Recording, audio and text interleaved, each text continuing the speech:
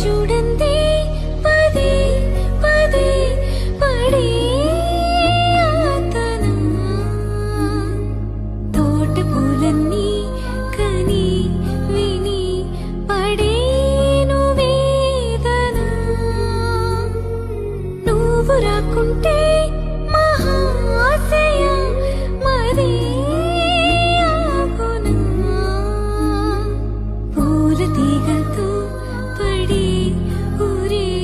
నాకింక దీవెనా చూసే కన్నుల ఆరాటం రాసే చేతికి మోమాటం తలచి వలచి పిలచి అలసి నీ